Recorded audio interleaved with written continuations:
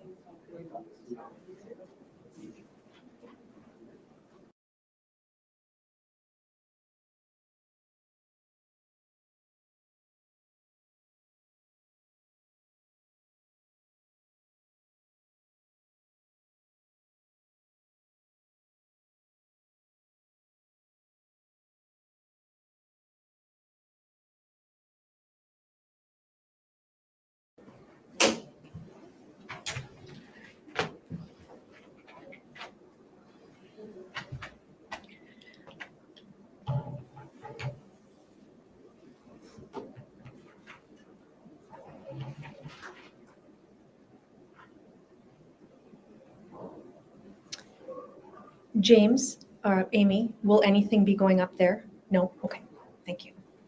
Okay, we're good to go. Okay. Good morning, everybody. My name is Constable Danny McKinnon, Public Information Officer for the Winnipeg Police Service today. Today, I have one matter to release on, and then following my matter, Constable Jay Murray will address questions on several other media releases that were put out this morning. So today I'd like to talk about a public advisory, and it's regarding some Halloween candy that was discovered in some children's trick-or-treating bags last night. The Winnipeg Police Service received at least half a dozen reports about THC nerds type of candy discovered in children's Halloween bags last night. The marijuana edibles packaged to look like the popular candy were discovered in children's bags after trick-or-treating in the South Tuxedo neighbourhood. The packages indicate they contain 600 milligrams of THC. Now, for those of you who are unfamiliar with what THC is, there is a link. But in general, THC is a substance. It's found in cannabis, marijuana. It's responsible for the way the brain and body respond to marijuana ingestion, which can include feelings of being high or intoxication. The potency of THC can vary in different types of products, and the effects of THC on children may be harmful. So what's happened up until now is investigators have learned that THC edibles were packaged along with regular full-size chocolate bars in individual sort of sandwich Ziploc bags. There's several photographs showing these products. There's a red nerds type of candy, and there's a similar one in a green packaging. And then there's two actual evidence photos of what the packages look like when parents saw the children's candy. As well, we've included a map of the South Tuxedo neighborhood. It's a small confined area, and so far this is the only area that we've received reports of this. Caregivers are encouraged to check their children's candy bags.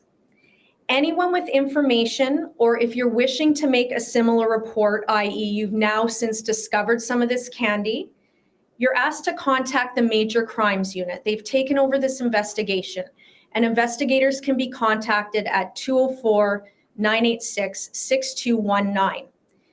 If you have discovered some of these THC items, we ask that you try not to handle the packaging very much, perhaps use a glove or just a small corner of it, and put it somewhere safe until you're met with the police. I think what we'll do now is we'll take some questions, and any further information we can provide you. Any word on whether any children were harmed from any of these? No. Thankfully, we have not received any reports of that. Do police have any leads on suspects or where it's maybe coming from?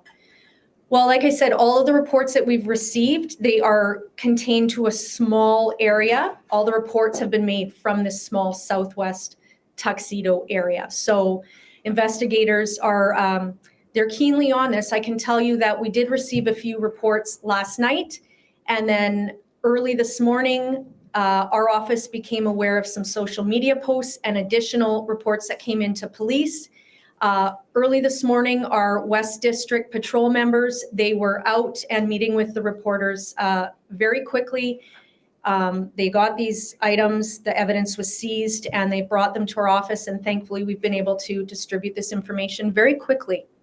So these products are not Canadian, or they're not illegal in Canada, given our rules here. Can you explain what kinds of charges someone who was distributing these might face? Okay, so that's kind of a two-part question, and I'm glad you asked it. So what I'd like to say is that cannabis products that are legally sold in stores in Canada, they must follow certain labeling requirements. So if you are interested in any of those, you can go to the Government of Canada website. I believe it's How to Read and Understand Cannabis Product Labels. There's very specific information that must go on those authorized items. These particular candied items that we have seized, they do not meet those requirements. So at this stage, we do not know where these packages are from. Is it a black market item? But it does not meet the requirements of, say, coming from a store. And then in terms of charges, you know, it is just too early to say. We don't know the motive behind this, so we're going to hold off on that. We would have to test the items as well, so that would also play into what charges could potentially be laid. Some drug testing will be involved, of course, as part of the extensive investigation that we'll carry on. Is it actually legal to possess these kinds of items? Like someone could have obviously purchased them elsewhere where they're legal. Like, is that the concern? What is the primary concern? It's the distribution, right? Well, the primary concern, yeah, is that a cannabis product is being distributed to children on Halloween night. And then, but that in and of itself, like, what is that charge if there is a name for it? Like, well, again, first of all, we would have to establish down the road, is this actually an illegal substance? Right. So at this stage of the game, we're treating this as precaution, and until further steps in the investigation and testing have been met, at this stage, we're treating it as precaution. And we're treating it as a serious incident, and we're treating it as if it is actually a cannabis substance that's been distributed to children. Any indication whether this was intentional or not, or somebody maybe actually thought they were just nerd candies without THC, or is it too soon to know that? It is too soon to know that. I know we were doing a little bit of follow-up. There have been stories in the past where people have thought that this was a hoax, that items have been put out that perhaps weren't actually containing THC, and that's why we said further testing will be required, but we are treating this as a real cannabis product at this point, until proven otherwise. Have investigators been able to sort of zero in at all on a particular area within South Tuxedo yet? Well, I mean, that's not a very large area to begin with. You can look at the map, but the reports are still coming in, and we're hoping to establish that as quickly as possible. can you tell us at all about what the investigation looks like? Will it involve knocking on doors? Yeah, it already has involved that. Like I said, early this morning, our West District General Patrol officers were assigned to these calls. They went to the reporting people's homes. They met with the parents. They seized the items. They asked them questions, general questions like where their child was trick-or-treating, what streets that would include, do they remember the houses? They would ask all those type of investigational questions. The thing that's unique about these packages is, I mean, it has become more popular over the years, but some homes will do these pre-packaged treat bags. So far, all the reports that have been received have included these pre-packaged treat bags. They include another couple full-size regular chocolate bars, and they're in like a zip sandwich bag. So, sometimes parents, especially if the kids are quite young, will pay attention to that as they leave the doorstep. So, Any reminders to parents just about, like, aside from these THC candies, just about going through your kids' Halloween candy in general and taking precautions that way? Well, yesterday we did a big preview on Halloween safety. And I know that people pay attention to that, but sometimes you do just become a little bit complacent thinking, oh, nothing's going to happen. And as your kids get older, I know myself, I have an older child and I haven't always right away looked at every single candy and inspected it. But this is just a good reminder, because I know a lot of parents will sort of take some of the candy and maybe squirrel it away and ration it out. Today, tonight, look at all of the candy that you have. And if you see one of these items that are suspicious, contact the police at the Major Crimes Unit directly. And I've also been made aware that the schools will be also updated on this information, in that if a child has perhaps brought some candy to school, without their parents pre-inspecting it or having knowledge of how much candy. I know, again, being a parent, your kids just sometimes squirrel it into their lunch kits. That's something the schools will be aware of for extra safety. Of the half dozen reports police received, do you know the age range of children that bought these candies in the bags? I don't, Josh. This investigation has just come fast and furious this morning. Jay and I heard about it at 7 this morning, and I don't have the specifics on the ages of children. Have police directed the Pembina Trail School Division to send out notices to families to warn them about this as well? So like I just said, my understanding is that has happened or it is about to happen right away. But we, just to follow up, so this is our formal press release, but early this morning at about just shortly after 8 o'clock, 8:30, we put out social media on Facebook and Twitter just to get a jump start on this. And we had the intention, of course, of doing something a little bit more formal. So, we're hoping that many, many people in the community and the city at large have already seen this. Is there any further questions? Okay, thank you very much. I'm going to call Jay Murray up. He has a few other matters that he can answer.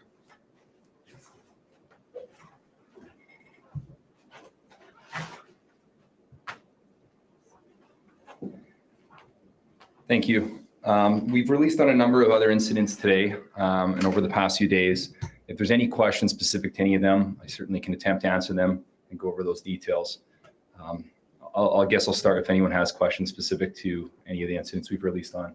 The front-end loader that crashed into a convenience store, there's no word on where the loader is. How much damage was done to the store? Yeah, so I'll just go over the details of that incident for those that aren't aware. Early this morning at about 4:21 a.m., the Winnipeg Police Service received a report of a front-end loader that had struck a convenience store in the 1300 block of Main Street. The collision damaged the front of the building and the vehicle fled the area. At the time of the incident, the store was closed. It is believed that the collision was intentional and that the front-end loader has not been recovered at this time. The investigation is continuing by members of our Major Crimes Unit. Anyone with information that may assist investigators is asked to call 204-986-6219, or information can be provided to Crime Stoppers anonymously at 204-786-TIPS. Why do police believe this was intentional? Yeah, there's a number of theories that investigators have as to what occurred. We do believe that this was a break and enter. That's how we've cataloged or categorized this occurrence at this time. We don't have a whole lot of information to share at this point. It's still very early, and typically investigations like this, there is some holdback. But we have enough evidence at this time to suggest that it was intentional. I understand it's been described that the vehicle drove into the front of the business. I don't know if the loader, the bucket was up or not. It caused a substantial amount of damage to the front of the store, and then left. And do you think the loader was stolen? I think typically in the past, we've seen this mechanism of a break and enter. It doesn't happen too often, but we often find stolen vehicles that are used to either ram a business or to force entry. And typically in those cases, they're stolen trucks. It's extremely rare to see heavy equipment like this be used. I don't know that any legitimate business or owner would use their front end or loader for a situation like this. So I think we can presume that it was probably either stolen or something to that effect. But at this time, until that loader's been recovered, we just simply don't know. Is there any early indication about motivation at all? The free press has heard that from the store owner that there was something stolen. Yeah, I understand the same, that nothing was actually taken. Again, investigators have a number of theories as to what they were targeting inside that store. We do believe it was a break and enter. Again, that's how we've categorized it, but we're not in a position to offer those theories up at this time. Can you speak to just how unusual this sort of incident is then? Yeah, it's very unusual. Like I said, in the past, we've seen break and enters, specifically commercial ones, where suspects use stolen vehicles to force entry or to ram a window or a door, and they enter that way. So that has happened. That's it's not common, but it's not uncommon at the same time. What's extremely rare, and I think exceptional in this incident, is that heavy equipment was used. So that in itself is rare. We don't typically see these types of machines stolen to begin with, let alone used to break into a commercial or a commercial store. Has anyone come forward saying they're missing a loader yet? Or? Yeah, I don't have that information. Certainly part of the reason for releasing this information is to raise awareness as to what occurred. We've specifically identified it as a front-end loader rather than generalizing it for that reason. And again, I would just encourage, if anyone has any information, please contact Winnipeg Police Service. And I'll just emphasize that you can provide information anonymously to Crime Stoppers, and you can be paid for that information as well. Multiple suspects, one suspect. Do you have any sense yet? Yeah, I don't think we're in a position to offer that information. One thing about crimes that happen in commercial areas is there's typically video surveillance. I know that video surveillance has assisted us with this investigation so far, and will probably continue to assist us. Do you know why the store was closed at that time, given it's supposedly a 24-hour business? I don't know. Again, I can't be specific to the store for privacy reasons. I think it's fairly obvious to anyone that was there as to which business this is. That business has its posted hours as being closed during those hours. So I wouldn't call it a 24-hour store if the posted hours don't indicate that. Sorry to come back on the candy problem, but do you think you will meet someone or arrest someone soon? Because we met one mother this morning, and she told us that she knows exactly where she got the THC stuff. Oh, Danny, I think talking about yours, I mean, certainly that investigation's ongoing. Constable McKinnon spoke at length about that, and we don't have any information to provide at this time. So. And can you speak about the East St. Paul party? Because has anyone been charged for the sexual assault? So the location of that party was actually outside the city of Winnipeg jurisdiction. The primary investigating unit and the unit that responded in the first place was the RCMP. They would be most appropriate to speak to that investigation and how it was handled. We certainly assisted them like we typically would in an incident close to our jurisdiction where they need help, but we're not in a position to offer any comment. I'm sorry. So. Just one on the homicide number this year. Winnipeg tying a grim record of 44. I know each homicide has its own unique set of circumstances, but are you seeing anything that's driving the numbers this year? Yeah, so to give some context and backstory to the homicide number, prior to 2019, we averaged about 20 to 25 homicides a year. In 2019, we saw really an unprecedented rise in violence in the city. We finished that year with 44 homicides. Since then, we now average about 40 to 45 homicides, and I believe with the homicide on Halloween, we're now on pace for over 50. So that's a substantial number.